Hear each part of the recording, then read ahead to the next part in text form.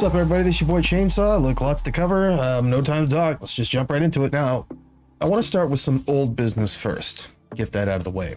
Last week, I covered a brief history of Serbian nationalism and the relationship, or at least former relationship, association of current Serbian president Aleksandar Vučić with regard to Serbian nationalism, pan-Serbism, and its historical ties to other forms of, oh boy, the soy face, and its relationship to other pan-European, let's say, ethnocentric movements of the late 19th and early 20th century. Pan-Germanism is one. That's something that at the same time led to the unification of Germany, but also led to Nazis. Not so great. Pan-Slavism, which led to the Soviet Union, not exactly in the same way, but very much did lead to the unification of the former Yugoslavia, and ultimately its untimely and most horrifyingly violent demise. And I want to go over just a little bit of that super quick. So without further ado, let's play the clip. And so up until 2008, even, he was a disciple of the Greater Serbian ideology, which is very much akin to what we would have seen with Gavrilo Princip and the Black Hand. It's basically just pan-Serbism. I think I just said that, but of course I just said that. But this is making reference to the current president of Serbia. We'll continue. Except they don't include Bosniaks and Slovenes and Croats and right, the other people of the former Yugoslavia. They basically want the medieval Serbia, the medieval Serbian Empire, to be a medieval Serbian, I guess, republic, dictatorship, if it's him as the president now. And that was up until 2008 when he renounced that he doesn't feel this way anymore. Out of the blue, out of goodness of his heart. The man, now he is not exactly 19. This man was born in 1970, so definitely. Yeah, I mean, the guy's a little bit older than me. You can call a spade, okay? But this is the current president of Serbia. Now, wait. You get the point. Current president of Serbia, former Serbian nationalist, former centrist, currently, just decided that all that racism isn't his cup of tea, right? And this is the same motivations that we see with regard to Russia and its invasion of Ukraine, the unification of the former Soviet Union, or the unification of the former Russian Empire, right? It is what it is. But so the reason I bring that up, of course, I just covered that in the video. It's like half of the video. Part of the reason I cover that up is because there's some new news, sort of new news, but I just want to cover that real quick, so that whenever I mentioned that in 2006, Montenegro, because at the time and I didn't cover this in the video, at the time the former Yugoslavia separated, was left with Serbia, and the former independent state of Montenegro. In 2006, there was a referendum for Montenegro to leave Serbia and become its own independent nation. Obviously, they won the vote, and in 2017, this is when that president, who is now still currently the president of Serbia, Aleksandar Vučić, came to power. That same year, Montenegro had responded to this former totalitarian dictator who has a history of suppressing the press, who has been alleged of even been involved in the murder and cover-up of a very prominent Serbian journalist, which we covered in that show. But the reason I bring that up, let me pull this in here. At the same time, Politico posted an article, and I'm not going to go into the whole thing. I just want to show a little bit of it, and you'll kind of see how this goes back to events happening. What I'd seen today. And it doesn't actually have anything to do with Russia or Ukraine. It just stay with me here.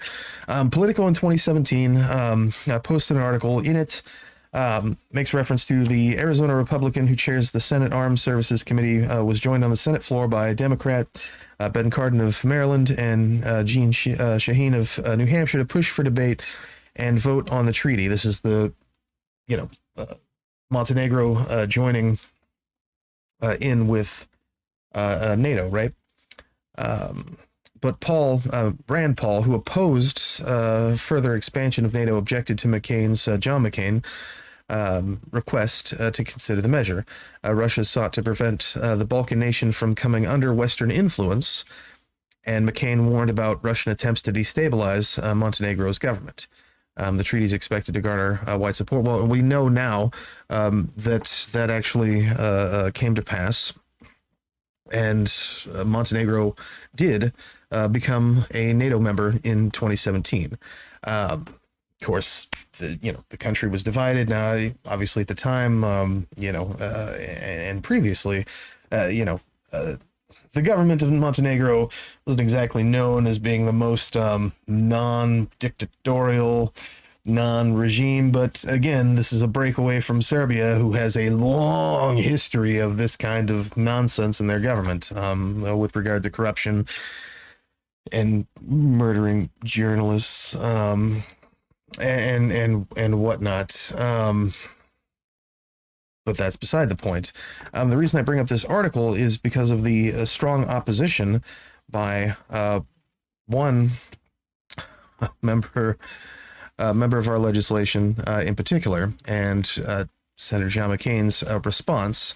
Let me pull this up here to that. You may recognize these folks here. Legislative session. Mr. President? Is Senator from Kentucky? I object. Objection is heard. Mr. President, I note this. This is during the hearing, of course, for the treaty that was mentioned in the Politico article. The senator from Kentucky leaving the floor without justification or any rationale for the action that he has just taken. That is really remarkable. That a senator blocking a treaty that is supported by the overwhelming number, perhaps 98 at least, of his colleagues, would come to the floor and object and walk away. Wait for it. And walk away. The only conclusion you can draw when he walks away is he has no argument to be made. He has no justification for his objection to having a small nation be part of NATO that is under assault from the Russians.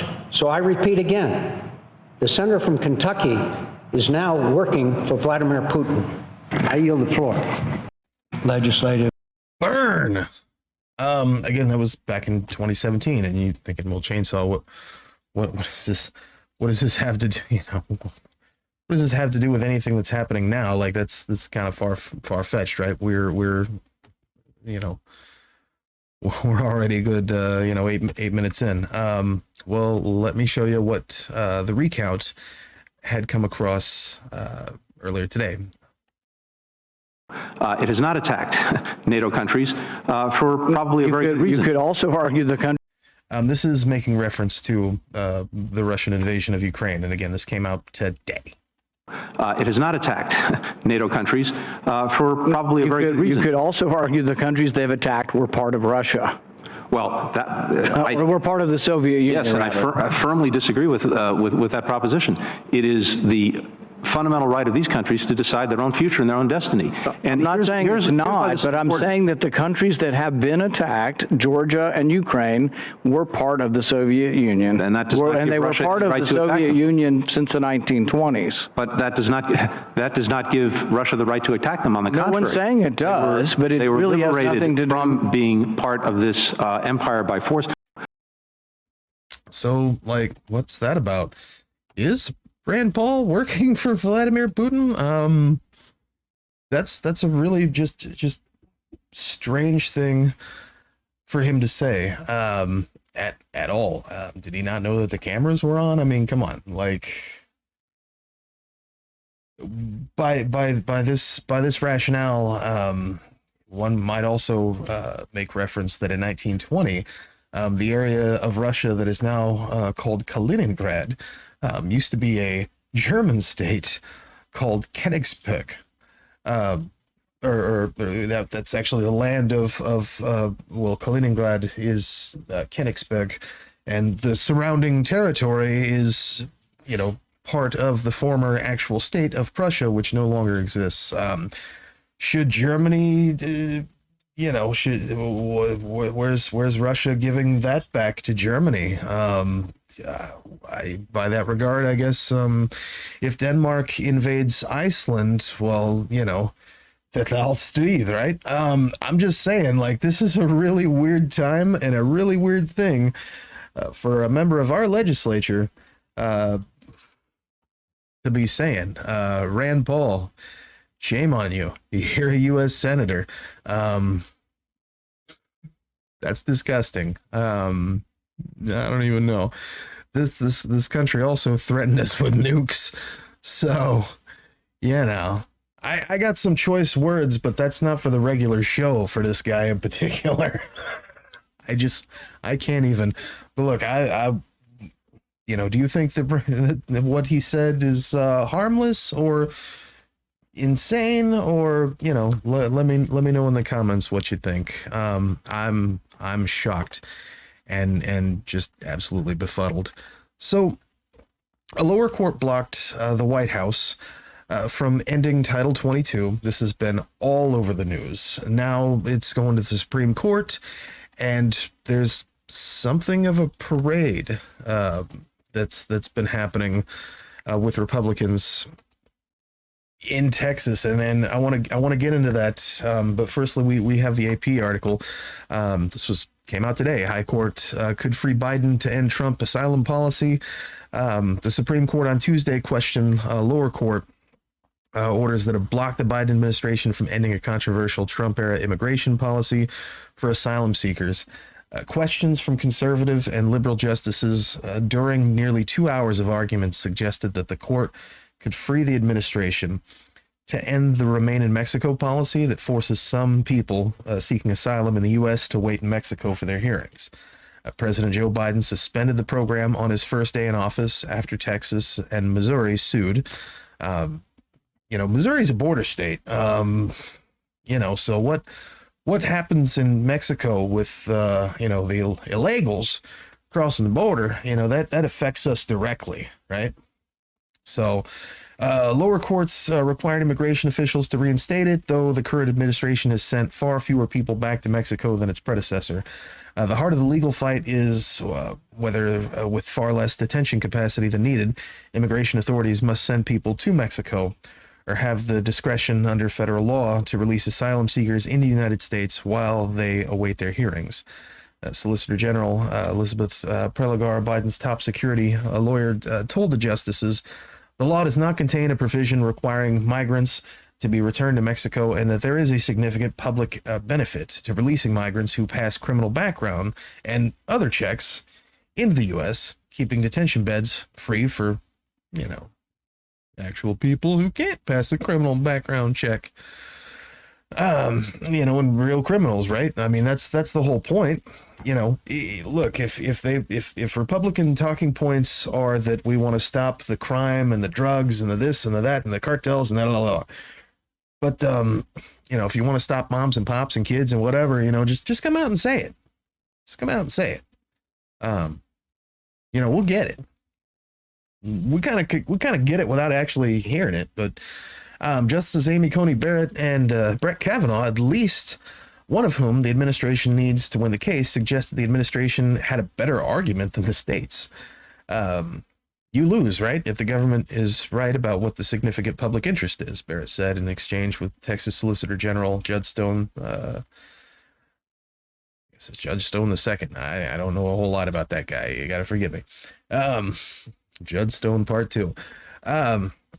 Several justices also picked up on Prelagar's point that no administration, including Trump's, fully complied with the requirement to make migrants wait in Mexico. If the states are reading the law correctly, Justice Clarence Thomas asked, wouldn't it be odd for Congress to leave in place a statute that's impossible to comply with? Justice Elena Kagan was among members of the court who wondered whether the lower courts were dipping impermissibly into international relations, since reinstating the program depends on Mexico's willingness to accept the migrants and close coordination between the countries. What are we supposed to do? Drive truckloads of people to Mexico and leave them in Mexico? Kagan asked Stone. Justice Samuel Alito appeared to be the strongest voice on the state's side, questioning the administration's assertion that it assesses migrants on a case-by-case basis before releasing them. Border agents stopped migrants, 221,000 times in March. We went over this the last time we were talking about immigration. Alito said the situation seemed akin to people waiting to get into a Washington Nationals game. If they have a ticket and no alcohol or guns, they're admitted. Alito said, that's basically what you're doing. You've got a little checklist and you go boom, boom, boom. About 70,000 people were enrolled in the program, formerly known as the Migrant Protection Protocols, after President Donald Trump launched it in 2019 and made it a centerpiece of his efforts to deter asylum seekers. After Biden's suspension of the program, Homeland Security Secretary Alejandro Mayorkas ended it in 2021 in October. Blah, blah, blah. So you get the point, right? So this is all happening down there in Texas. Folks are just going nuts, and it's become like I say, it's like sort of a parade, sort of like a folks fest. I mean, a lot of these representatives, or not just representatives. I mean, you're going to see one guy's ugly mug down there that you might recognize from some of your local papers in Missouri. But Attorney General Suey in St. Louis, right? But like I say, it's kind of become like it's a friggin' circus. It's like a community event down here. I caught this on Fox Business for Maria Bartiromo, making reference to the Texas AG and what's happening in Texas. We're gonna go a little bit in depth in some of this stuff, but bear with me here. AG Paxton, it was all of your efforts. You have been suing this administration, the final line of defense here in getting that court order. What can you tell us about what the administration is doing with regard to remain in Mexico? Yeah, so the governor's right. These orders, we got a temporary injunction. It went all the way to the Supreme Court. They agreed with us. The Biden administration was supposed to be enforcing the Remain in Mexico program, which was one of the major pillars of the Trump administration that worked. And here we are, months later, we're finally going up on the merits today, and I believe we'll be as successful as we were on the injunction. And if the court orders the same thing they did earlier, it's going to be a question of whether the Biden administration cares about following federal law, whether they're going to follow a court order and ignore two branches of government.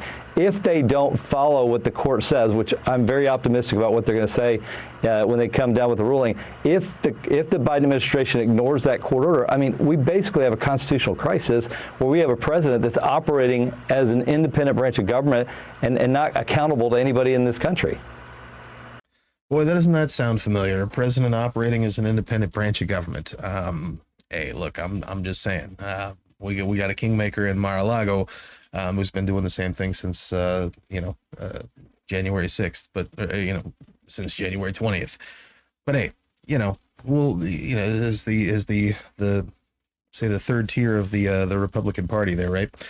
But let's take a look at because Maria Bartiromo says some things that contradict what we had covered before the last time we talked about immigration. So let's jump into that. Yeah, I mean, even as there is serious death and destruction, which the administration has not acknowledged. I mean, border agents told me 19 people drowned in the month of March. Of course, we're all mourning Sergeant Soldier Bishop, who drowned trying to save migrants. And then there's all of those illicit drugs coming in. The fentanyl killing 100,000 people last year in America. No drugs. Yeah, thousands of people are dying. This administration basically has a tacit agreement with the cartels. The Biden administration tells them, bring as many people as you can, as fast as you can. We're not going to background check. We're not going to worry about whether they're from a terrorist country. We're not going to worry about drugs. Just get them here, and we'll trade American lives. Just get them to the border, pass them off to the Border Patrol, and then we'll transport them for you. We have a deal with them. It may not be in writing, but the Biden administration is enriching and enabling the cartels to expand their network. Now, weren't they just... Wasn't Governor Abbott just talking about shipping folks himself across the country? But now Biden's passing off... the illegals, right? And now the last time we talked about immigration, of course, we noted and I tried to note several times that the vast majority of the drugs that are seized when they come across the border come actually through border checkpoints, and the vast majority of the people that they find. That the illegals that they catch,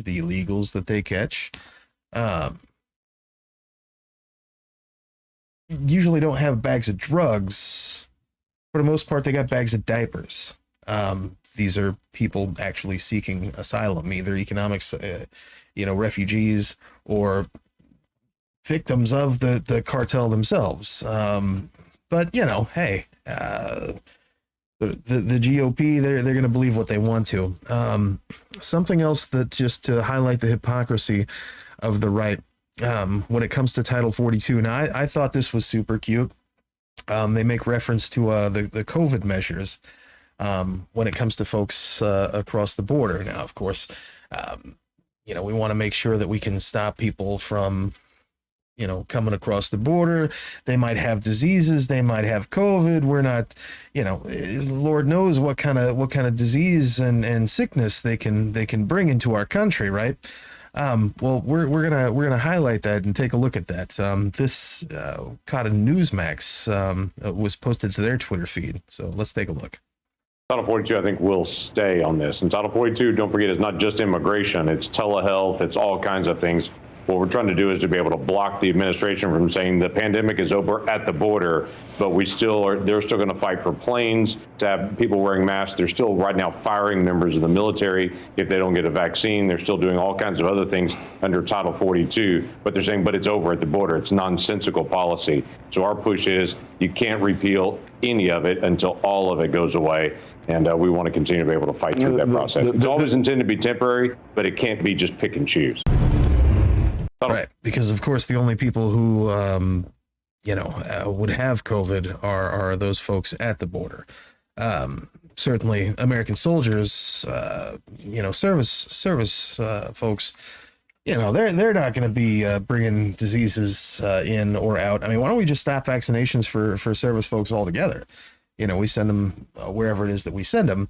And then bring them back. We reintroduce, them into the population here. We send them to military bases all across the states. We send them here, send them there average every 4 years, across the country. And, before you know it, space AIDS. I'm just saying, if we're going to be consistent, let's be consistent with it. But speaking of which, and I caught this on Twitter. I probably spent too much time on Twitter, but I caught this on Twitter and actually chased it down to newsmax.com because I wanted to read the article. I won't tell you what's in the article, what the title was, because that's gonna transition into another piece here. But But boy, look at this guy. You see that guy on the right? Not the soy face on the left, but the big tall potato-looking fella on the right. Some of you folks in Missouri recognize that guy. That's Attorney General Eric Potato Head Schmidt.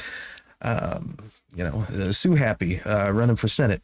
So we'll obviously he's at this ridiculous parade with regard to his Senate campaign. Of course, he wants to make sure that he's seen on Newsmax, because he's going to have a hard time counting on folks here in the state of Missouri for that vote for Senate after spending so much money that even the Republicans in Jefferson City cut him off for wasting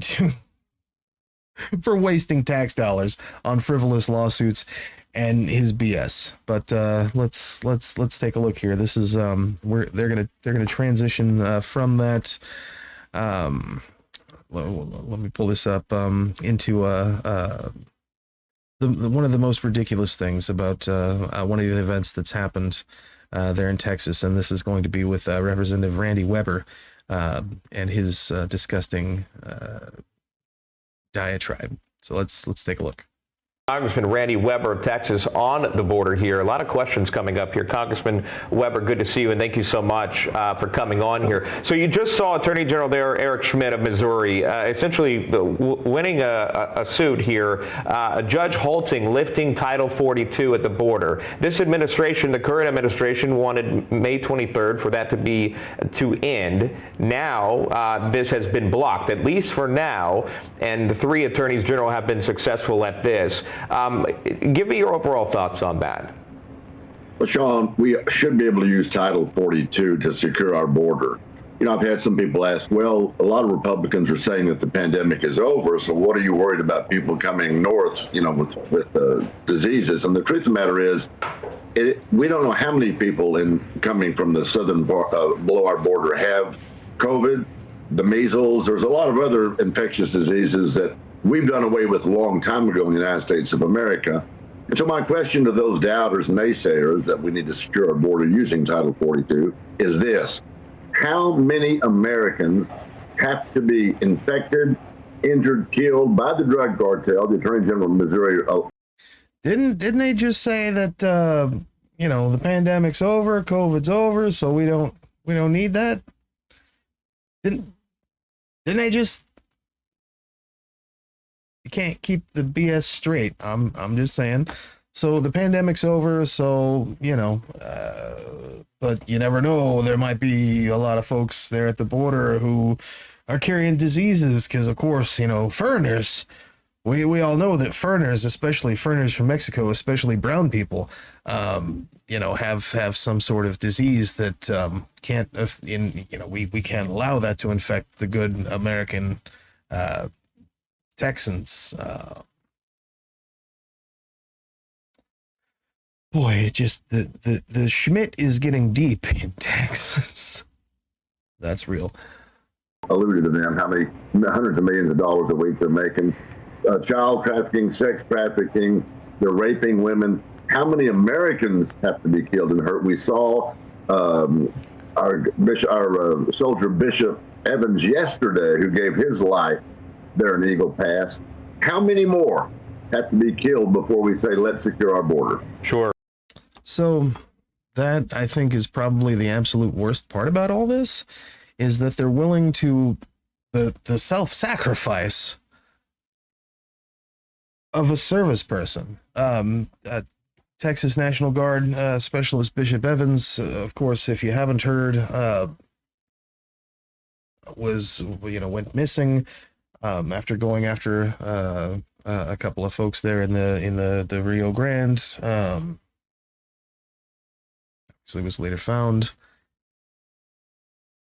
And I think the worst part is that they're going to use his death, and again, I would say his self-sacrifice, at least all points, point to that being as a talking point for their,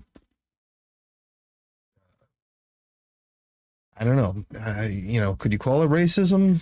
I guess if you wanted to, I'm not going to stop you. But I find it disturbing that would even be, something that they would want to discuss, especially, the support the troops crowd, right? But we've got the AP article. Let's turn it up. Crews recover body of missing Texas guardsman on border. Search crews on Monday recovered the body of Texas National Guard member who went missing after jumping in the river on the U.S.-Mexico border to help a migrant who was struggling to swim across the border. I don't think that that's something that Eric Schmidt would do.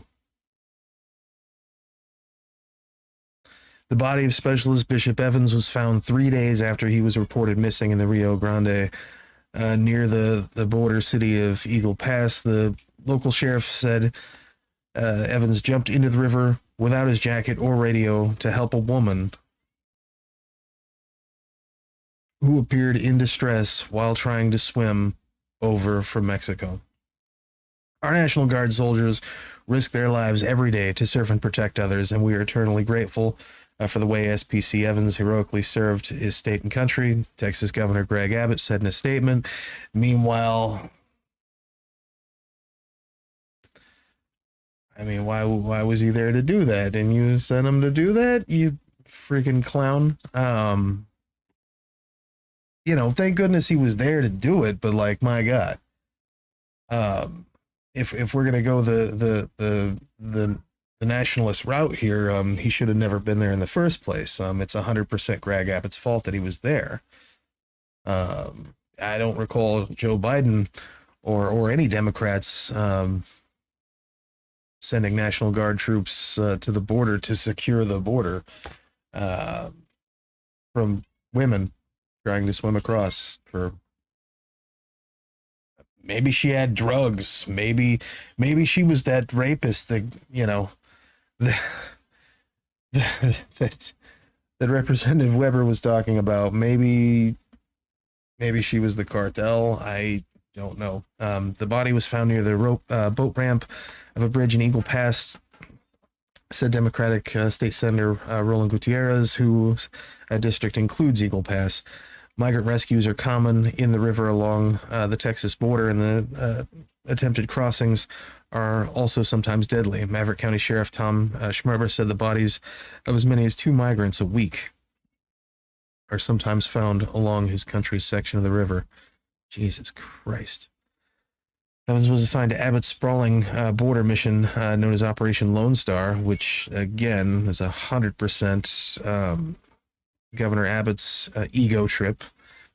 Gutierrez said Evans is at least the 5th Guard member known to have died during the mission that began last year. He called for an inquest into their deaths. A previous version of this story incorrectly identified Gutierrez as a state representative. He's a state senator. Wow. Like, there are no words. There are no words for how disgusting this is. But of course, and the reason that I found the Newsmax article, or the thing that popped to me there, was that Newsmax had actually posted a picture of Specialist Evans on their Twitter with the little tagline, Texas Representative Randy Weber, Biden bears some responsibility in guardsman's death. I didn't play the rest of the video there, but I'll just kind of give you the quote here. He says, he bears responsibility for a lot of the harm that's going on down there. I've been to the border probably 8 or 9 times. He's not making it better. President Trump made it better. People ought to have to remain in Mexico to make their claim for asylum. We just don't have the resources to vet them. Yes, because Biden is the one who forced this woman to cross the border, and Biden is the one who sent the National Guard down there that allowed for the specialists to. Jesus Christ, what is wrong with these people? I'm just saying, like, this is just the most nonsensical bunch of BS. Surely any rational, reasonable person from either side of the aisle from either side of the voting spectrum would be able to see that. But don't take my word for it. You know, I'm just a bearded hillbilly from the Ozarks. But you might take the word of a bearded hillbilly from the great state of Florida, or as I like to think of it, Florida man. But let's hear it from Bo. Evans was attempting to save people who appeared to be drowning in a river and was washed away. His body was recovered, and this has obviously caught headlines. It's You see his shirt? I freaking love that. Like, I kind of want to buy one, but you know, I'll buy one of his shirts when he buys one of my shirts, because he's got more subscribers than I do. Beyond America's borders do not live a lesser people. I freaking love that. It's worth noting that, as far as I can tell, legit act of heroism here. Tried to save people and lost himself in the process. Something else that's worth noting is that this is not the first death associated with Operation Lone Star. It's hard to get an accurate count because it's not a combat operation, so they're not tracking as well as they normally would. This isn't DOD running it. This is Governor Abbott. This is the state of Texas. We know for a fact that this is at least the 7th lost in this operation. This stunt down at the border, this is the same operation that has created conditions so bad for the troops that they're trying to unionize. Did not know that. This is the same operation that has cooked numbers as far as the successes that the governor claims. Numbers that have been, let's just say, called into question by Texas Tribune, ProPublica, NPR, even the Army Times. The Army Times referred to this failed operation as troubled. This isn't something you would normally expect from the Army Times, but it's that bad. They called it down in an article about yet another leadership change, trying to get this somewhat functional. They have also run articles talking about the polling that was done of troops that were deployed on this, and that more than half of the troops actually there were willing to admit that they expressed skepticism and frustration with their leadership because of how the operation is being run. Probably because they know it's a PR stunt. They've been taken away from their families involuntarily. These are people who signed up to help, and now they're being used as window dressing for a photo op. Boom. Window dressing for a photo op, he says. Window dressing for a photo op. You mean like that one? You mean like that one? Like that? The window dressing for a photo op? A freaking soldier goes in, sees a woman in a river, doesn't think, just dives in and to, you know, and freaking drowns. Like, window dressing for a photo op. And now it's, oh, well, Joe Biden bears some responsibility for his death. You've got to be kidding me. And, you know, and I know you think, oh, well, chainsaw, that's just one example. What do you mean? Like, let's ask Mr. Potato Head himself.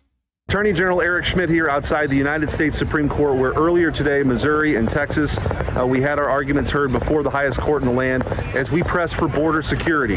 The Biden administration has tried to undo the Remain in Mexico policy President Trump had, Title 42. We have fought back, and we are winning on those issues. And I think it's really important that we have fighters who are going to stand up for this America First agenda. We're doing it. We're winning. Let's keep fighting. Attorney General Eric Schmidt. Yeah, you're winning, all right. Taking some casualties, but of course that's taking military casualties, so that's what they're there for, right? Look, if you live in Missouri and you buy this stuff, you can't be helped. You can't be. There is no way to deprogram these people, even when it is thrown right in their faces.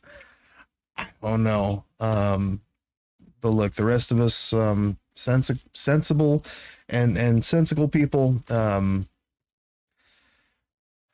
it's election season.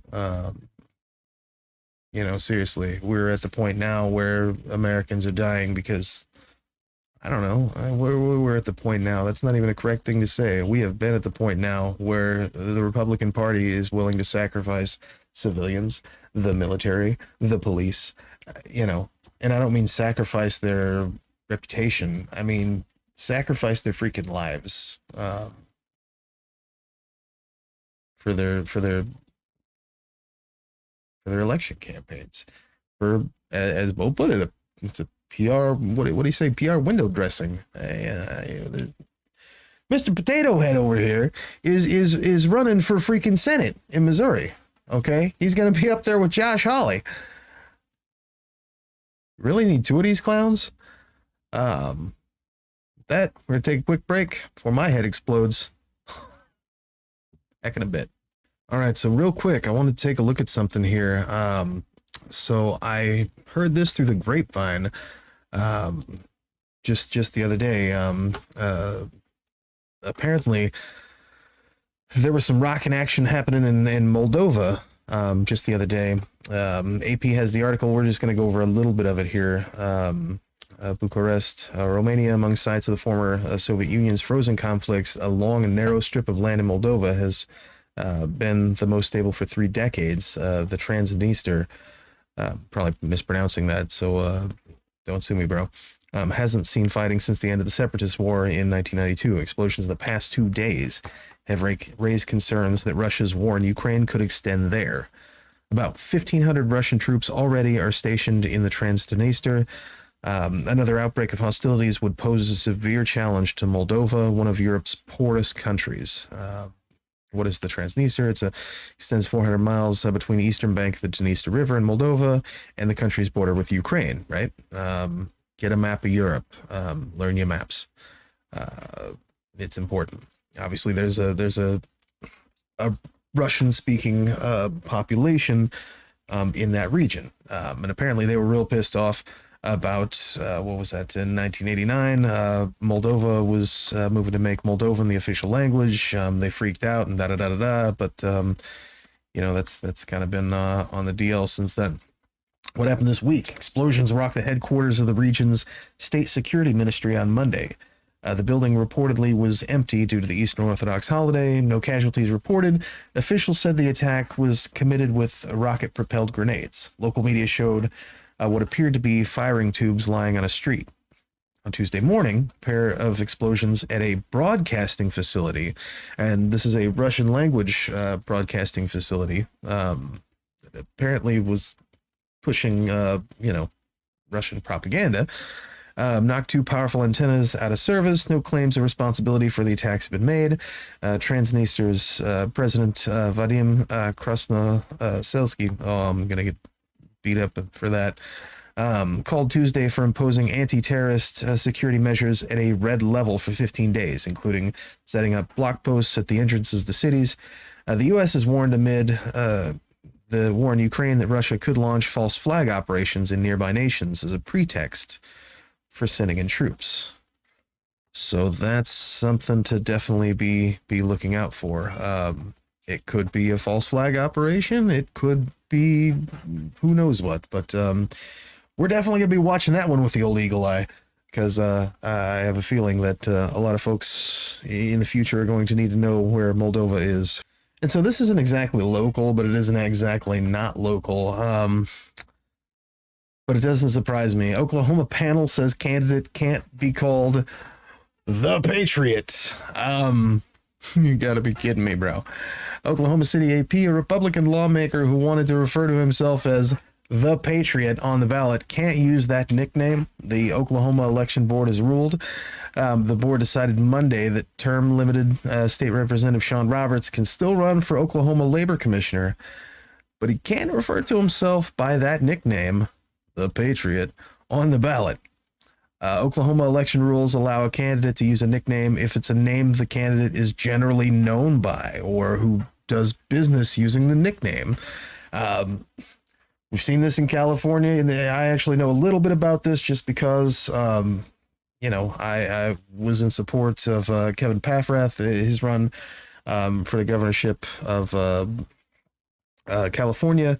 It was just last year, right? He was running for the state of California for the governorship. He was running as a Democrat during Gavin Newsom's recall election.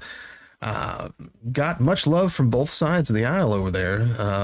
Honestly, it seemed like the Democrats at the national level were more worried about him than the Republicans were.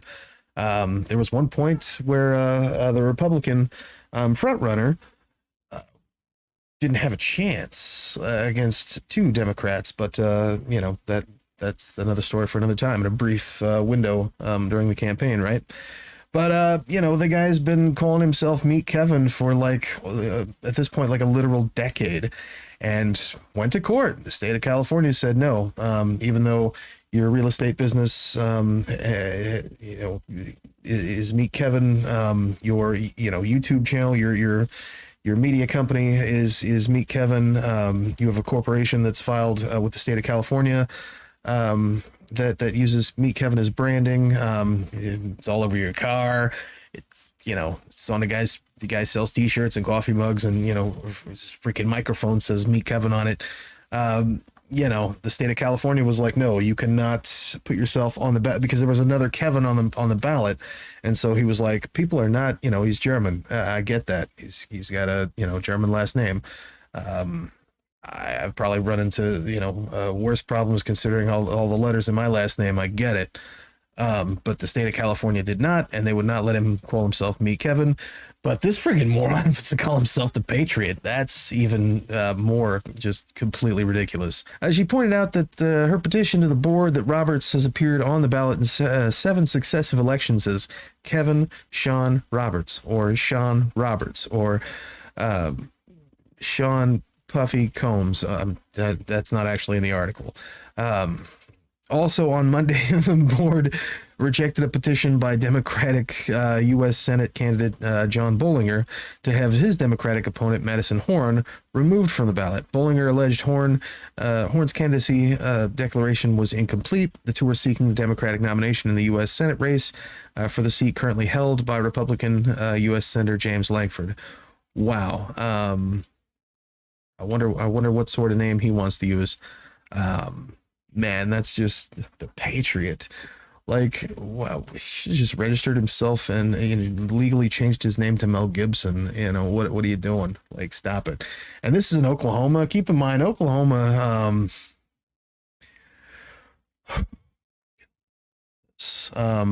I'm not going to say what I was going to say, but I will say that Oklahoma is the state that convicted a lady of manslaughter for having a miscarriage. So what you want to say about their education is what you want to say about their education, right? But speaking of weirdos doing weird stuff for no reason, I got an article for you. Florida man. Oh, it's not that kind of thing. This guy has clothes on and there are no gators and no guns. It's even weirder. I thought Florida man asked schools to ban Bible following the state's efforts to remove books. What? This can't be a good thing, right? Well, keep in mind, we'd be banning books in Florida now. Like, I wonder what that's about. That's got to be like an anti-religious thing, right? I mean, look at this guy. He's just nothing there. He's an atheist. Well, let's continue. My Alex Jones isn't as good as some. A Florida activist known for his tongue-in-cheek petitions in local government agencies has asked school districts in Florida to ban the Bible. In petitions sent to public school superintendents across the state, Chaz Stevens asked the districts to immediately remove the Bible from the classroom, library, and any additional instructional material. Stevens wrote in the documents, which were shared with NPR, additionally, I seek the banishment of any book that references the Bible. His petition cited a bill signed into law last month by Governor Ron DeSantis, which lets parents object to educational materials That bill came about after some parents complained about sexually explicit books being taught in Florida schools. Before we continue, he is not wrong. Many of those books, such as Genderqueer, a memoir, deal with LGBTQ themes and coming out stories. DeSantis celebrated the removal of Genderqueer at a news conference after the signing of the law. It's a cartoon-style book with graphic images of children performing sexual acts, he said last month. That is wrong. Liberals have ads. Liberals do not have ads, but they have been critical of the legislation. After passage, the state's Democratic leader, Lauren Book, lamented Florida's joining places like Russia and China, modern-day examples of what happens when free thought and free speech are rightly restricted in all levels of society, including in schools. So with Florida, the latest flashpoint in the culture wars, Stevens decided it was time to take up arms. His target, the Bible. But why? My objection to the Bible being in your public schools is based on the following 7 points offered for your learned consideration, Stevens wrote. Stevens proceeded to question whether the Bible is age appropriate, pointing to its casual references to murder, adultery, sexual immorality, and fornication. Do we really want to teach our youth about drunken orgies? And the folks who are scratching their noggins, when was the last time you read the Bible? He also took issue with the many biblical references to rape, bestiality, cannibalism, and infanticide, if you need a dictionary for that one. In the end, if Jimmy and Susie are curious about any of the above, they can do what everyone else does. Get a room at the Motel 6 and grab the Gideons. He wrote. The 57-year-old Deerfield Beach man says his ire was stoked at Florida's lawmakers deciding this month to ban 54 math books that were claimed to have incorporated topics such as critical race theory. I love the algebras, says Stevens, who studied applied mathematics in college. And those tally loons just banned a bunch of arithmetic books. Stevens sent the petitions as a way to point out the hypocrisy. He said, if you want to teach morality and ethics, do you really want to turn to a book that wants you to dash babies against rocks? He told NPR, pointing to Psalms 137:9. Stevens, who doesn't have any children attending Florida public schools, says he hasn't heard back from any of the school districts yet, but he also, as a taxpayer, does pay for those public schools. And, you know, I don't think we need to get into an argument about how private schools are funded. His group is tracking when the email petitions are opened. As of late Monday, the Pasco County School District had shared the email internally 35 times, he said, and Duval County reached out to the state capitol for guidance. My activism in the past has been widely successful, and I imagine I'll continue on a similar trajectory. Stevens said he's particularly interested in drawing attention to the hypocrisy. I don't have the votes. He said, my job is merely to turn hypocrisy on itself and let the bureaucrats eat each other for lunch. It's not the first time Stevens has made waves for his activism. In 2015, he petitioned 11 South Florida municipalities to either drop the prayer that opens their city commission meetings or let him lead a prayer in the name of Satan. Seems reasonable. After Stevens' request, some Florida cities ended up dropping their moment of prayer altogether. The satanic stare withered them down. Stevens told the Sun Sentinel. You know, and I totally get that. Listen, I've driven past police departments that have biblical signs on their front yards that are maintained by my tax dollars. It's very much a thing. The area of the state that I live in is essentially run by many theocracies populated by 2,000 people. Not all of them, but a lot of them. And, well, I get it. You know, I get it. But I was shocked when I saw the headline, Activist Self-Immolation Stirs Questions on Faith Process. I missed this. I just caught this today, so I feel like I'm late to the party here, if you want to call it that. Win Bruce, a 50-year-old climate activist and Buddhist, set himself on fire in front of the Supreme Court last week, prompting a national conversation about his motivation and where he may have been inspired by Buddhist monks who self-immolated in the past to protest government atrocities. Bruce, a photographer from Boulder, Colorado, walked up to the plaza of the Supreme Court. I'm laughing because of surprise and horror. Don't get me wrong. More on that in a minute. Of the Supreme Court at 6:30 p.m. Friday on Earth Day, sat down and set himself ablaze, a law enforcement official said. Supreme Court police officers responded immediately, but were unable to extinguish the blaze in time to save him. Investigators who spoke to the Associated Press on condition of anonymity said they did not immediately locate a manifesto or note at the scene, and that officials were still working to determine a motive. On Saturday, Kriti Kanko, a Zen Buddhist priest who described himself as Bruce's friend, shared an emotional post on her Twitter account saying his self-immolation was not suicide, but a deeply fearless act of compassion to bring attention to climate crisis. She added that Bruce had been planning the act for a year. She wrote, #WinBruce, I am so moved. She got sympathetic responses as well as backlash. Kanko and other members of the Rocky Mountain Echo Dharma Retreat Center in Boulder released a statement Monday saying none of the Buddhist teachers in the Boulder area knew about Bruce's plan to self-immolate on this Earth Day, and that they had known about his plan, they would have stopped him. Bruce was a frequent visitor to the Buddhist Retreat Center in the mountains near Boulder, where he meditated with the community. Kanko said, "We have never talked about self-immolation, and we do not think self-immolation is a climate action." The statement said, "Nevertheless, given the dire state of the planet and worsening climate crisis, we understand why someone might do that." On Facebook, Bruce wrote about the following spiritual tradition of Shambhala, which combines Tibetan Buddhism with the principles of living an uplifted life, fully engaged with the world, according to the Boulder Shambhala Center.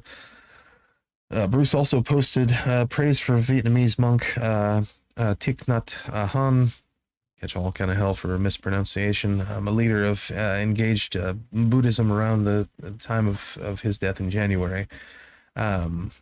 Bruce's act of sitting down and setting himself on fire was reminiscent of the events of June 11th, 1963, when Thich Quang Duc, a Vietnamese monk, seated cross-legged, burned himself to death at a busy Saigon intersection.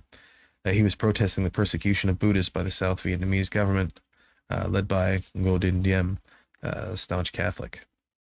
In a letter to Reverend Martin Luther King Jr., whom Hanh counted as a friend, Hanh wrote that he drew inspiration from the Vietnamese monks' self-sacrifice, saying, "To burn oneself by fire is to prove what one is saying is of the utmost importance. There is nothing more painful than burning oneself.